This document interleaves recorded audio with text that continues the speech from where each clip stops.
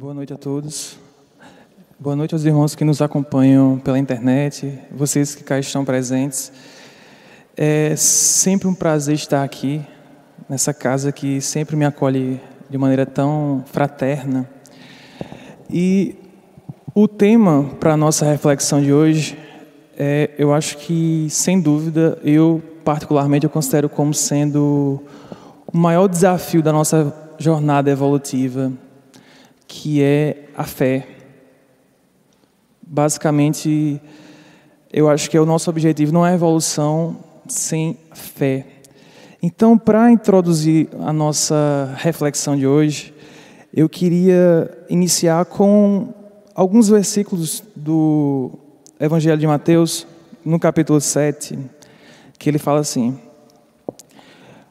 todo aquele que, pois, ouve essas palavras que eu digo e as pratica, será comparado a um homem sábio que construiu sua casa sobre a rocha. E logo que a chuva caiu, e que os rios transbordaram, que os ventos sopraram e se abateram sobre essa casa, ela não tombou, porque estava fundada sobre a rocha. Mas todo aquele que ouve estas palavras que eu digo e não as pratica, será semelhante a um homem insensato, que construiu sua casa sobre a areia, e logo que a chuva caiu, que os rios transbordaram, que os ventos sopraram e se abateram sobre essa casa, ela ruiu e sua ruína foi grande. Logo que eu li esse trecho, me veio à cabeça uma história que, no início, para mim foi inusitada. É uma historinha que todo mundo, uma vez na vida, escutou, independentemente de religião, e que, por incrível que pareça, tem tudo a ver com o tema fé. Eu vou só relembrar aqui para vocês, eu acho que todo mundo aqui já ouviu a história dos 3 porquinhos. Aí você, 3 porquinhos. A história tem uma analogia fantástica com o nosso tema. Para quem não lembra, os 3 porquinhos eram 3 irmãos. Um mais novo, um do meio e um mais velho. Eles chegou uma época que eles sentiram a necessidade de sair de casa e fazer sua vida, como se fala, né? Daí cada um fez a sua casinha, certo? O mais novo, só pensava em brincar, ainda muito imaturo, eles sabiam que existia um lobo, mas ele, muito imaturo, na pressa, só queria saber de brincar, ele fez uma casa muito rápida, porque a ânsia dele era voltar para brincar. Ele fez uma casa de palha em cima de alguns montes de lama e foi para a sua brincadeira. O irmão do meio, um pouco mais velho, ele também queria ir brincar, só que um pouquinho mais de experiência que ele tinha em relação ao mais novo, ele resolveu fazer uma casa com tábuas. Só que apesar dele saber que precisava de segurança, ele ainda tinha aquele desejo de terminar logo, porque viu seu irmãozinho mais novo brincando e queria ir também. Aí ele não se preocupou muito em utilizar bons pregos, digamos assim, certo? Já o irmão mais velho, ele se preocupou em fazer uma casa muito bem feita. Ele queria tijolos, queria cimento, queria vidros. Então, logicamente, se era algo mais bem feito, mais bem acabado, ia demorar mais. Então, ele percebeu que enquanto ele construía a sua casa, ele via lá os irmãos brincando, mas ele quis fazer a casa realmente sólida. Acontece que, num belo dia, né, o lobo viu os 2 irmãos mais novos brincando e foi ao mais novo. Normalmente, quando se quer fazer o mal, se atinge logo o que aparentemente é o mais frágil. Então ele foi até o irmão mais novo. Qual é o nosso impulso natural? Ao nos sentirmos ameaçados, ele se escondeu na casa dele. A casa dele muito frágil. Com poucos sopros, o lobo conseguiu destruir aquela casa. Mas ele sabia que o irmão dele estava próximo, numa casa de madeira. Correu para a casa do irmão, certo? Só que o lobo percebeu isso. Foi até a casa do irmão do meio. Teve um pouco mais de dificuldade, mas conseguiu também, com poucos sopros, destruir a casa. Sobraram o que para os dois? Ir para a casa do irmão mais velho. E foram recebidos pelo irmão mais velho. O lobo tentou, soprou, mas a casa era muito forte, tijolos, cimento. Então, qual foi a do lobo? Vou esperar o anoitecer. Ele percebeu que havia uma chaminé na casa do irmão mais velho. Ele esperou o anoitecer e tentou ir pela chaminé. Só que o irmão mais velho, quando construiu a casa, ele já se precaveu quanto a isso. Na hora que o lobo ia descendo, ele sentiu um cheiro de queimado. Quando pensou que não, o lobo, muito esperto, já tinha lá um caldeirão de água fervendo que queimou a cauda do lobo, e o lobo percebeu que ali era um setor impenetrável, porque o irmão mais velho havia percebido todas as possibilidades. Aí, como todo conto de fadas, e eles viveram felizes para sempre.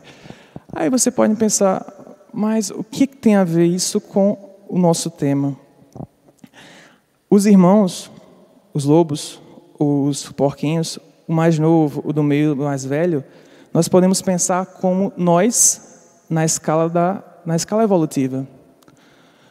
Quando vem Moisés nos dá a primeira revelação, nós somos o porquinho mais novo, que só pensava nas paixões do mundo, que com a imposição do medo, pela lei mosaica, nós até construímos uma casa, só que as paixões inferiores ainda eram muito fortes, para nós nos preocuparmos em quê?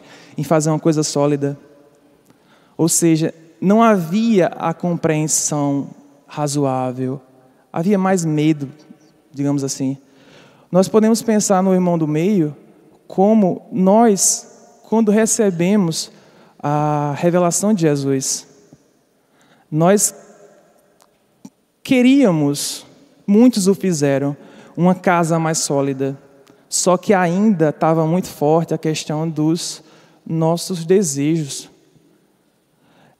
O que viria a ser o irmão mais velho, o mais trabalhado no tempo, o mais precavido, seria nós, depois da terceira revelação, o Consolador prometido, o Espiritismo.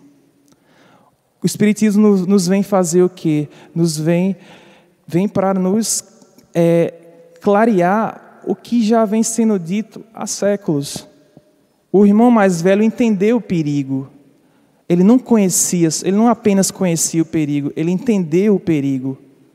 E essa é a base da nossa reflexão.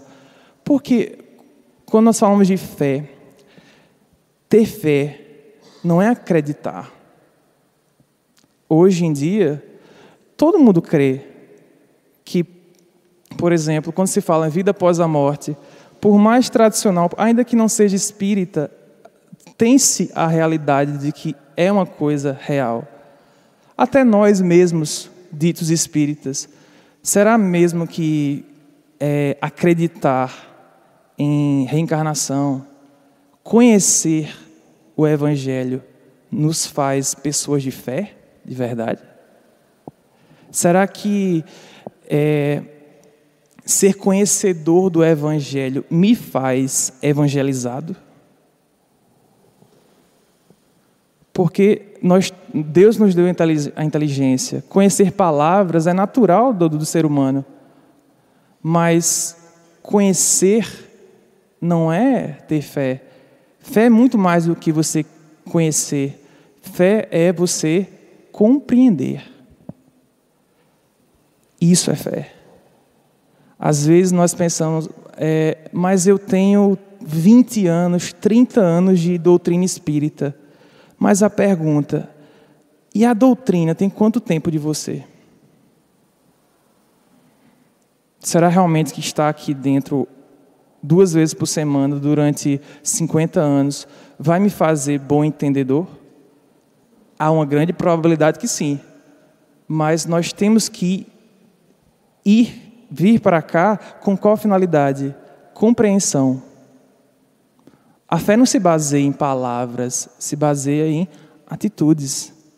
Se nós hoje temos evangelho impresso, é exatamente porque Deus sabe o quanto nós ainda somos esquecidos com o que diz respeito à vida verdadeira.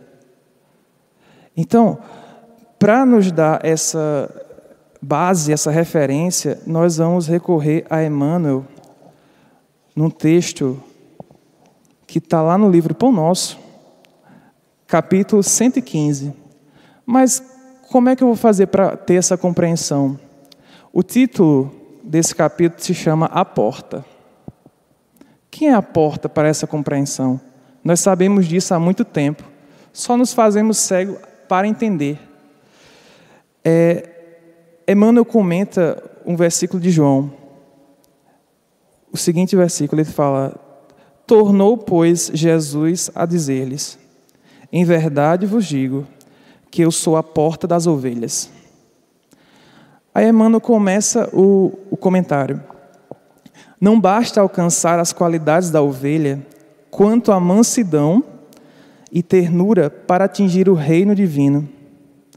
É necessário que a ovelha conheça a porta da redenção, reconheça a porta da redenção, com o discernimento imprescindível, e lhe guarde o rumo, despreocupando-se dos apelos de ordem inferior, a eclodirem das margens do caminho. Daí concluímos que a cordura, para ser vitoriosa, não dispensa a cautela na orientação a seguir. Vamos pensar nesse trecho. Uma parte que me chamou bastante atenção nesses primeiros parágrafos, quando ele fala: é necessário que a ovelha reconheça a porta da redenção. Será que tem diferença entre conhecer algo e reconhecer? Será que tem diferença entre saber que existe e saber qual a finalidade daquilo? Por exemplo, alguém que pegue um carro alcoolizado, por exemplo, ele tem plena consciência que aquilo, no mínimo, vai ser prejudicial para quem? Para ele próprio. Ele sabe que ele pode encontrar uma pessoa no meio da rua, porventura, por exemplo, atropelar uma criança que possa vir a desencarnar, e com esse simples ato ele pode tranquilamente destruir a paz de uma família inteira. Ele tem essa consciência. Mas saber o perigo nos coloca fora dele? Não. Porque conhecer não é entender. E com a fé é do mesmo jeito. Não basta conhecer. Eu posso ter todas as perguntas dos livros dos Espíritos na ponta da língua. Se aquilo não for convertido em mensagem no meu coração, são só palavras. Qual a nossa função? Qual a nossa posição hoje? No meio espírita, muito se fala em período de transição, não é mesmo? Muito se fala transição, renovação, mas será que nós entendemos o que significa isso? A gente sabe que quando se fala em transição, não é o que se entende vulgarmente por Apocalipse. Vai vir um meteoro e vai destruir o mundo. Nós sabemos que não é assim. Mas será que essa transição nós não fazemos parte? Nós não somos ferramentas disso? Basta olhar um pouquinho com um olhar mais cuidadoso à sua volta. Olhemos as crianças de hoje. Eu tenho o grande prazer, eu digo isso com toda certeza, do fundo do meu coração, de trabalhar com adolescentes. Eu sou professor. E de um ano para outro, você percebe claramente os tipos de espíritos que estão cá retornando. É incrível, se você pegar de 6, 7, 8 anos para cá, a diferença de personalidade é muito grande. Muito grande. Você enxerga nesses meninos que é natural para eles certas coisas. Às vezes para uma pessoa porque o velho e novo para a gente pensa em corpo físico. Mas você pega um menino desse de 12 anos, 13, 14, que para ele as coisas da fé são coisas simples, como necessidade de se alimentar todos os dias, que às vezes para uma pessoa de 80, 90 anos, seja uma coisa dificílima de compreender. Mas, às vezes as pessoas, mas período de transição, então quer dizer que nós vamos receber espíritos elevados, espíritos nobres, com certeza. Mas criança é criança em qualquer época. Criança, por melhor que a índole natural dela seja, ela precisa ser orientada. Então, será que eu compreendo realmente o que é isso? É transição, eles estão vindo lá já prontos, então é só deixar. Não é. E é bem egoísta da gente pensar assim, porque às vezes nós pensamos, esse período de transição, essa renovação, é para a gente mesmo. É uma preparação dessa terra para um período melhor, em que nós vamos ter que retornar para cá. Então, reconhecer a porta e não saber que ela existe.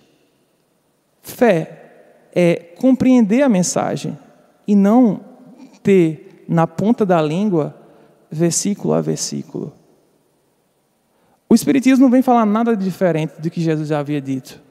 Se nós pensarmos, por exemplo, nos 200 primeiros anos do cristianismo, pensem, quantos e quantos nobres espíritos deram literalmente a sua vida por isso, com muito menos informações do que nós temos hoje. Será que aquilo era fanatismo? Não, não era. Porque até o fanático tem o seu limite. Quando quando arrisca a integridade do seu corpo, o fanatismo cala. Aquilo era compreensão. E hoje nós temos uma condição infinitamente melhor. Hoje nossos piores perseguidores vivem conosco 24 horas. Estão aqui. São nossos vícios. Nossa ignorância voluntária, nosso egoísmo, nossa vaidade. Achar que estar aqui é estar fora do perigo. Não, é o que você faz com o que você recebe. Lembremos que Jesus bem nos alertou, a quem muito for dado, muito será pedido. E nós recebemos muito. Às vezes nós achamos, mas eu conheço toda a literatura espírita, uma literatura riquíssima. De que adianta você saber detalhes do mundo espiritual se você não compreende coisas básicas, causa e efeito? Às vezes você olha para uma pessoa e vê, poxa, essa pessoa é uma pessoa de muita fé. Talvez você esteja vendo essa pessoa enquanto ela está, digamos, na maré boa. Você reconhece a fé, a crença de alguém quando ela é provada. O que dizer de uma pessoa que no primeiro tropeço, na primeira provação, primeira coisa que faz, mas Deus, eu estou lá na casa espírita toda semana, eu vou adoecer? Eu vou perder meu emprego? Eu vou passar dificuldade com a minha família? Quem assim pensa não compreendeu a mensagem. Pode ter certeza, não existe ninguém melhor para viver a sua vida do que você mesmo. Ninguém. Porque às vezes a grama do vizinho sempre é mais bonita, não é? Você olha assim, mas eu queria ter a vida de fulano. Pode ter certeza, tudo que você tem é porque você merece ter. E graças a Deus você não lembra por que merece ter. Porque aí sim você ia querer, de uma maneira ou de outra, botar no eixo o que tem que botar. Ou seja, nós temos que pensar muito além da palavra. A verdadeira fé não necessita de rótulos. Importa realmente eu me dizer espírita? Talvez, será que existiu, por exemplo, uma personalidade mais espírita do que Madre Teresa? Talvez a católica mais espírita da história. Ela compreendeu a mensagem. Fantástico que certa vez eu vi uma entrevista, que se me fala a memória, ela havia dado a uma TV de Londres, que ela fala, Deus não se importa com o muito que você faz. Ele se importa com o amor que você coloca no que faz. Adianta eu ter N atividades e não colocar nada do meu coração ali? Aí aquela coisa, Jonas já vem nos dizendo, conhece a ti mesmo. Até onde vai a minha compreensão? Existe caridade maior, existe prova de fé maior do que calar diante do que você não tem conhecimento? Você pode ter o evangelho nas mãos, na língua, no cérebro. Mas se não tiver aqui, são palavras. Você diante dos seus, você sabe, você tem uma resposta pronta, evangelicamente pronta. Mas diante da primeira oportunidade que você tem de exercitar seu eu cristão, você é o primeiro que se contradiz. É aquela coisa, é fácil ver o cisco no olho do outro e você esquece o paralelepípedo que tem no olho. Nós temos que ter em mente que, por mais que nós não queiramos, nós vivemos pense numa teia de aranha. Quem já chegou perto de uma teia de aranha sabe que qualquer mínima perturbação que você faça, toda teia recebe um impulso. A nossa relação é uma grande teia. Nossa relação, nós, um para com os outros, com uma pequena diferença, essa é inquebrável. Por mais que você não aceite, por mais que você não queira, você nunca vai romper essa teia. Nós estamos aqui para desatar nós e apertar laços. Essa teia não rompe. Você pode emaranhar ela mais, mas romper não. Nós somos irmãos de um único Pai, quer queira, quer não queira. Então por que por exemplo, isso acontece muito quando você pega, às vezes, quando nós estamos aprendendo alguma coisa. Quando é muito novo, nós ficamos como criança. Nós queremos dizer a todo mundo o que aprendemos, né? Você pega uma criancinha e ensina ela a amarrar um cadastro. Ela vai querer dormir de tênis só para poder amarrar o cadastro toda hora. Às vezes você conhece uma informação, muita informação, e não a compreende, aí você acaba se perdendo nas próprias palavras. Ou seja, qual é o meu papel como espírita verdadeiro? Não aquele que conhece o Evangelho segundo o Espiritismo, não aquele que conhece a codificação, que qualquer um pode conhecer. É o quê? É mostrar para os outros que o meu conhecimento é mais verdadeiro? Alguém aqui realmente acha que tem esse poder de dizer que tem a verdade? Às vezes a gente se preocupa demais em reproduzir os ensinamentos que o Cristo falou, mas esquecemos de outros ensinamentos que ele fez pelo simples silêncio, que foram tão úteis quanto as palavras. Às vezes, nós temos que ter em mente que se eu não sou 100% no que eu digo, então é melhor calar. Se eu não sou 100% no que eu cobro, então o seu melhor ensinamento é calar. E não se ensina fé, não se prescreve fé. Você não vai na farmácia, eu quero um vidro de fé. Não. É uma coisa que você tem que sentir, tem que haver compreensão. Eu vou ensinar a minha fé? Não. Você vai exemplificar. Nós estamos aí às vésperas de um evento fantástico, que é um momento de integração. Imagine isso há 600 anos atrás. Por muito menos que isso, nós poderíamos ter sido queimados e enforcados. Nós temos aqui todos os anos. Eu vou me preocupar em colocar na cabeça de alguém que a reencarnação é um fato. Ele vai saber de uma forma ou de outra. Eu vou me preocupar em ser um bom cristão. Não importa o rótulo. Às vezes a pessoa na ingenuidade diz, é a religião do futuro. Não pense em religião do futuro. Pense em fraternidade do futuro. Que ninguém está falando de coisas diferentes. Só estamos usando palavras diferentes.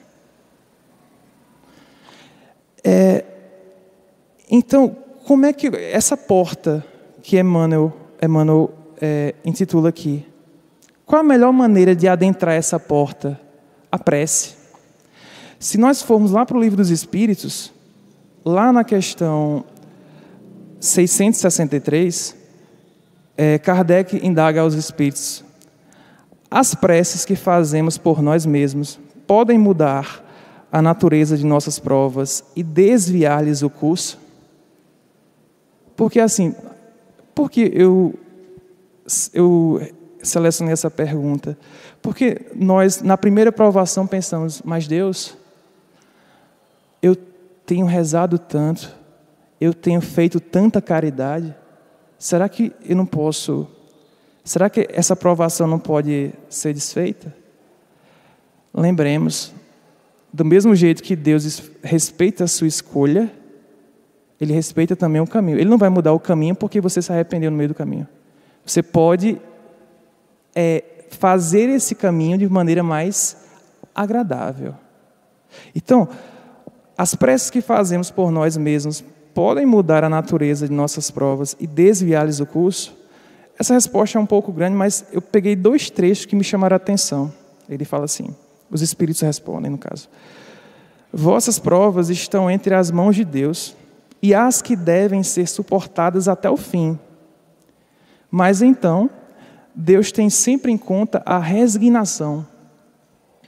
Aí mais embaixo, ele fala: ajuda-te e o céu te ajudará. Sabes disso. Aliás, Deus não pode mudar a ordem da natureza ao capricho de cada um, porque aquilo que é um grande mal, sobre o vosso ponto de vista mesquinho e a vossa vida efêmera, é frequentemente um grande bem na natureza geral do universo.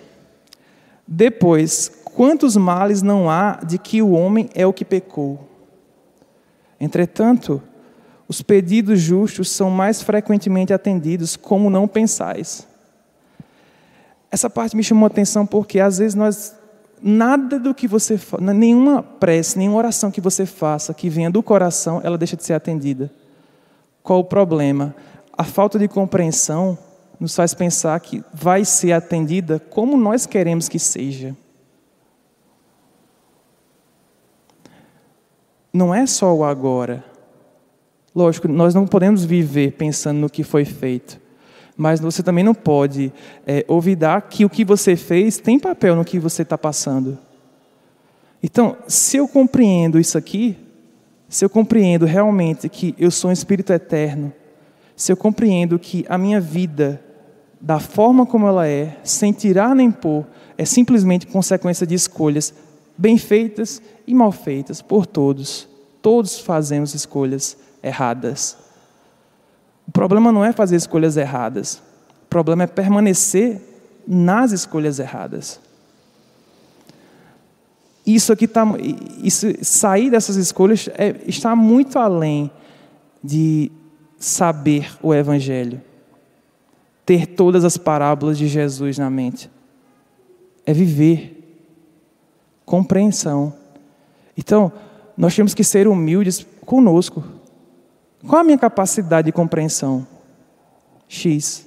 Então, eu não vou tentar mais do que isso agora. Por quê?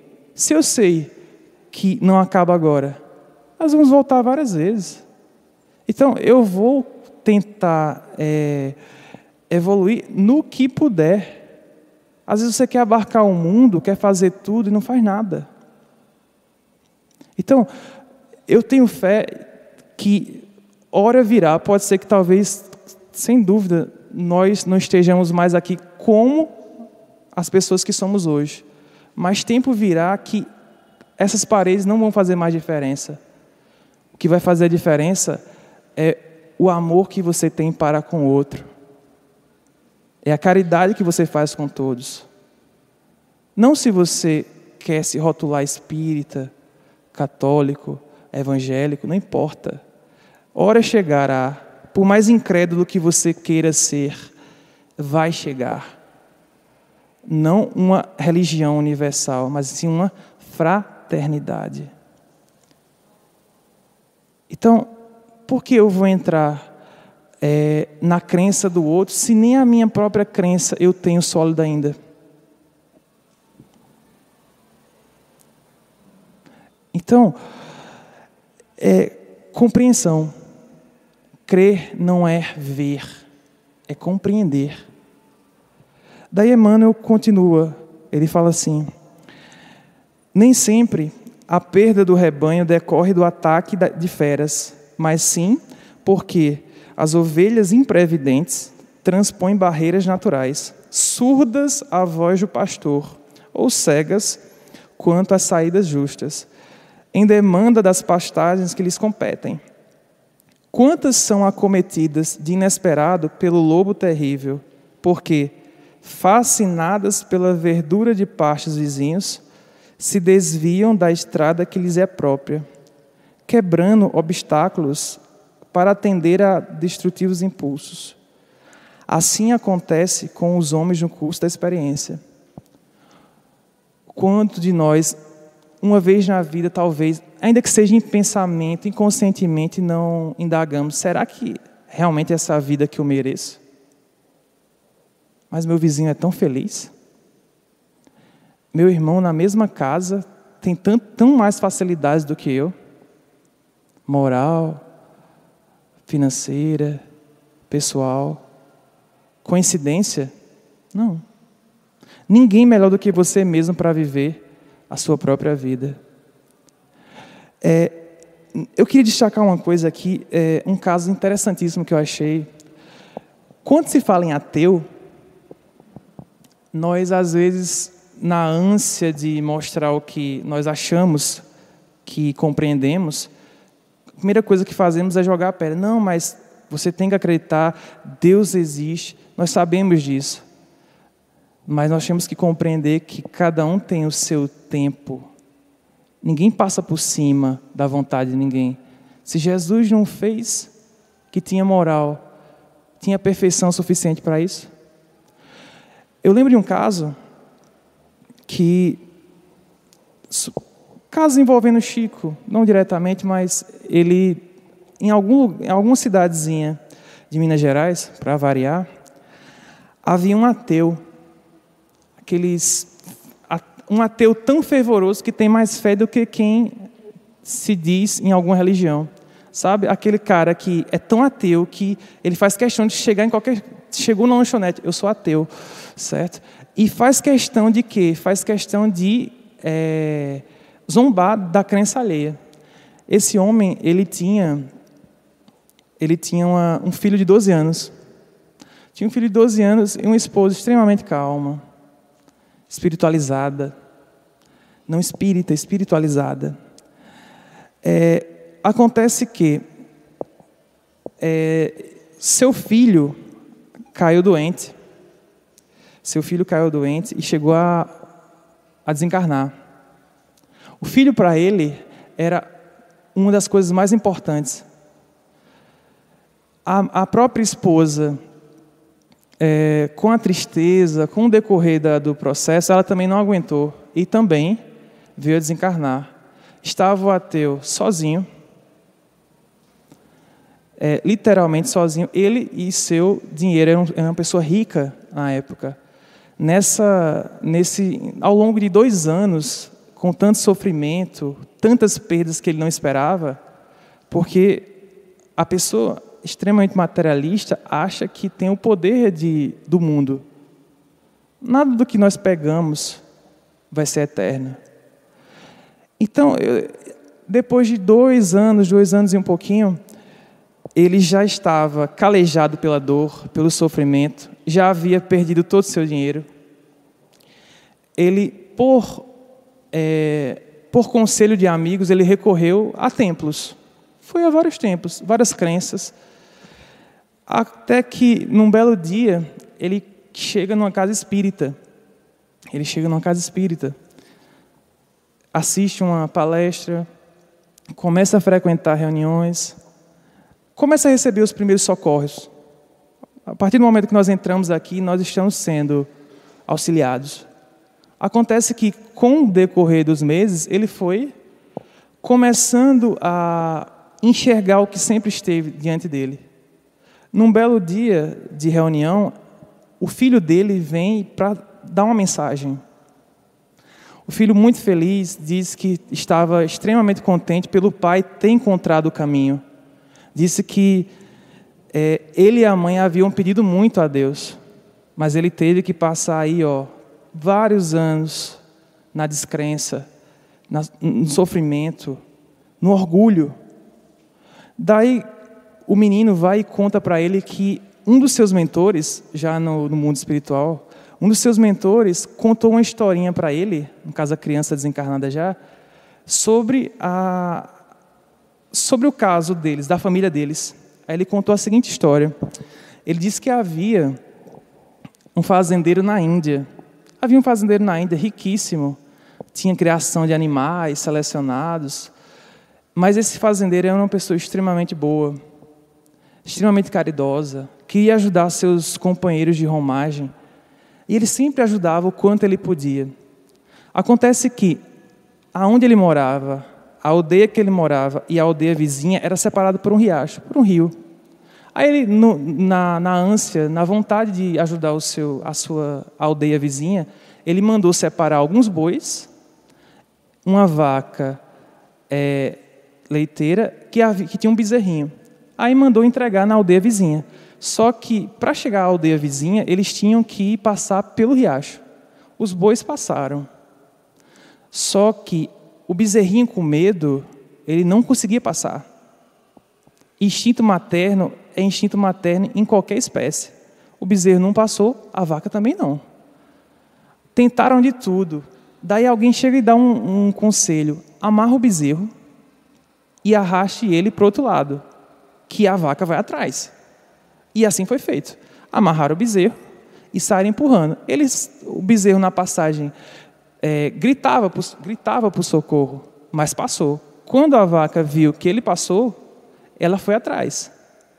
Aí o menino chega, o filho do ateu, chega e diz: pai, moral da historinha. Eu vou usar as palavras que ele falou. Ele fala assim: foi preciso que eu fosse também amarrado pela enfermidade e jogado no rio da morte, para que o Senhor atravessasse o rio do preconceito e viesse a mim e sentisse, como está sentindo comigo, a vida verdadeira, e deste modo iniciasse o resgate de suas faltas.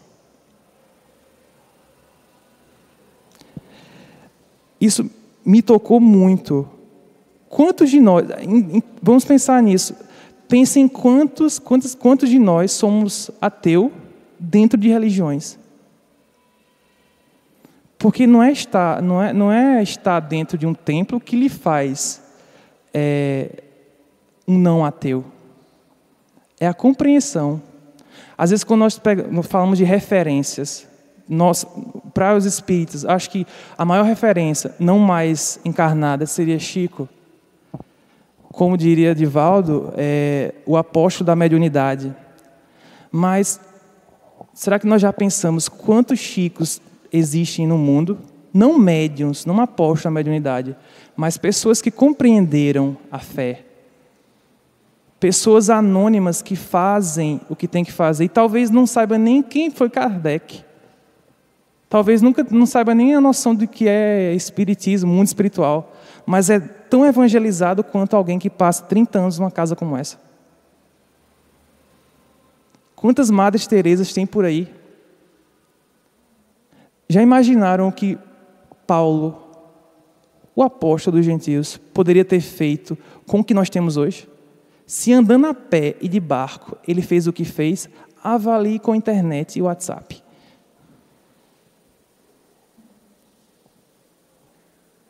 E nós temos preguiça de andar 100 metros. Mas qual a diferença? Ele era melhor do que nós? Ele compreendeu mais do que nós. Talvez nós estejamos hoje como Saulo e não como Paulo. Aquele que nos fazemos doutor da lei, mas não compreendemos a mensagem.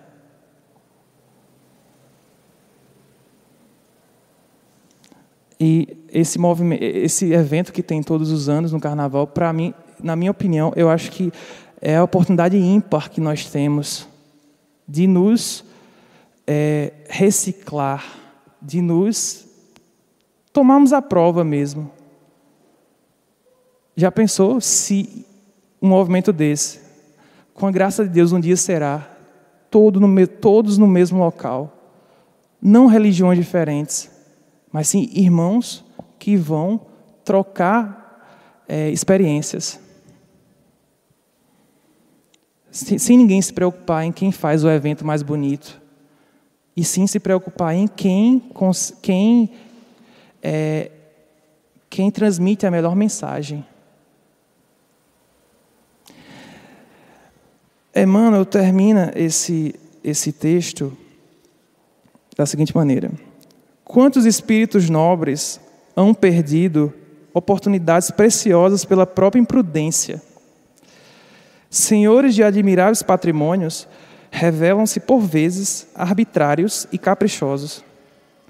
Na maioria das situações, copiam a ovelha virtuosa e útil que, após a conquista de vários títulos enobrecedores, esquece a porta a ser atingida e quebra as disciplinas benéficas e necessárias para entregar-se ao lobo devorador.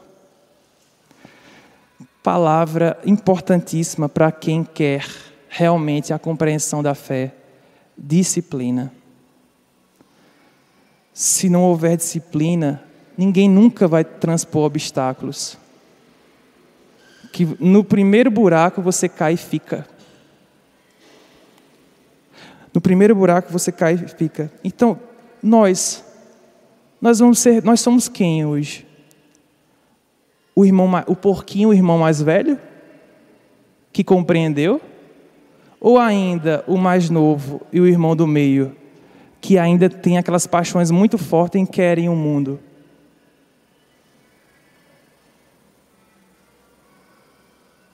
Nós estamos num momento que o seu maior perseguidor, o lobo, realmente, o lobo mau, está dentro da gente. Às vezes a gente fala, mas a carne é fraca. Não, o espírito é conivente. É diferente. Tentação vai haver ainda.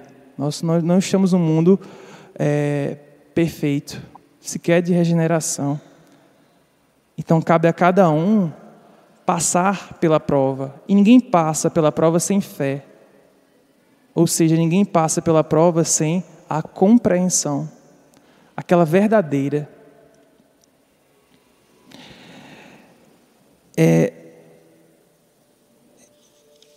Existe uma... como tudo que é bom deve ser copiado, né, como se fala, eu vou copiar minha amiga Denise na indicação de um livro.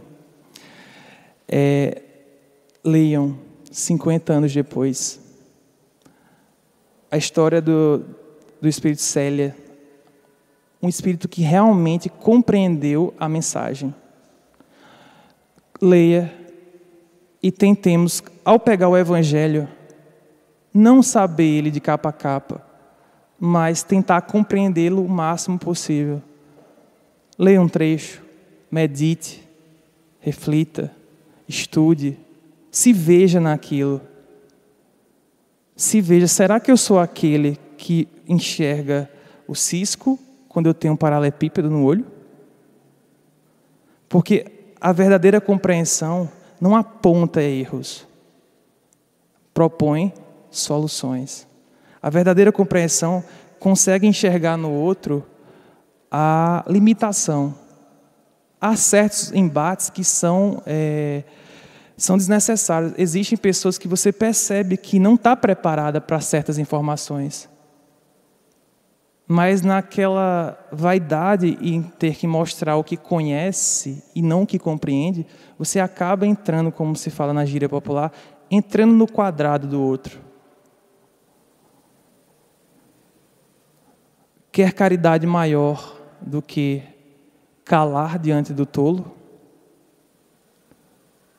Porque aquele que cala diante do tolo tolo no bom sentido, claro, na questão de ignorância, é aquele cara que compreendeu e sabe que essa pessoa, ela não é assim. Ela está daquele jeito. Fechar os ouvidos para aqueles que maldizem a você. Ah, mas fulano disse que eu sou muito ruim. Fulano fala muito mal de mim. Se você se importa tanto com isso, é porque talvez você se veja no insulto. E nós somos imperfeitos. Sempre que você ouvir algo que lhe desagrade, pare e pense. Será que eu tenho 5% disso? E não nos enganemos. Nem tudo que sai da boca vem do coração. Nem tudo. Da mesma forma que palavras podem enfeitar o caráter mais baixo, às vezes nós somos até preconceituosos com isso, mas eu acho que o mais difícil de se fazer é o simples bem feito.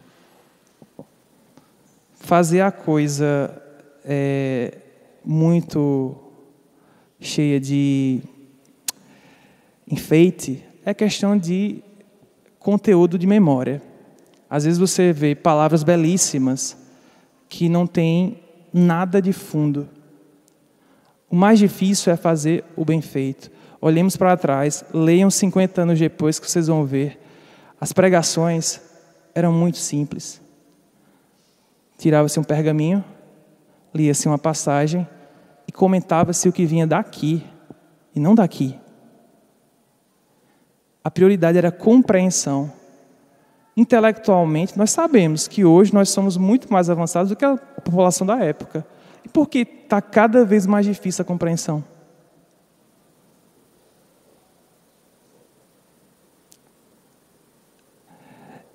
Então, eu queria finalizar a nossa reflexão com um momento do livro que é muito bonito. Ela já está prestes a desencarnar no mosteiro.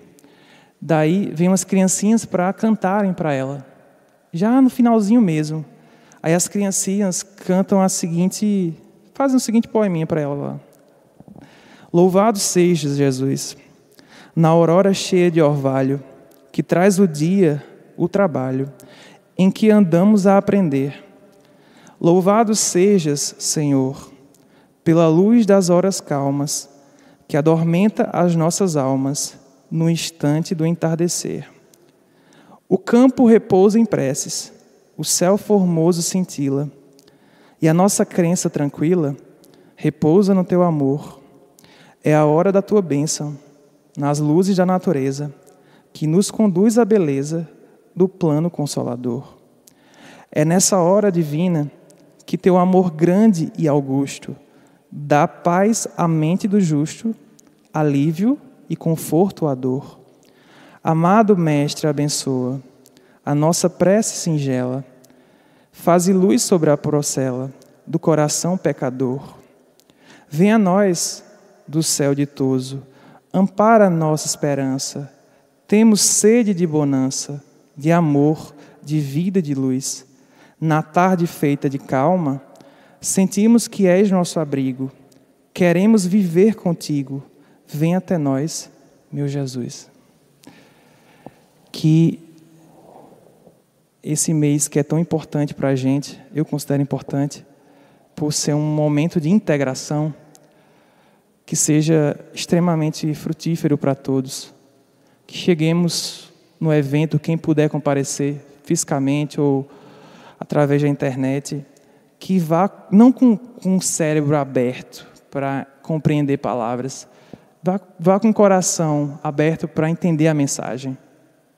E saiamos de lá mais fraternos, olhando para o que ainda não comuta dos mesmos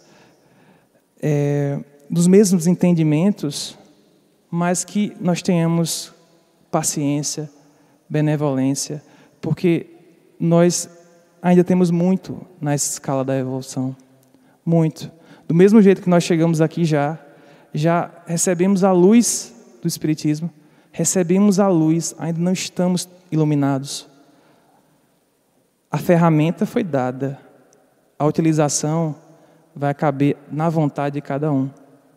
Então, que o Senhor Jesus possa nos abençoar nessa estrada e que a cada dia nós possamos compreender mais, que possamos ter olhos para ver e ouvidos de ouvir. Muito obrigado pela atenção de vocês. Muitíssimas boas noites.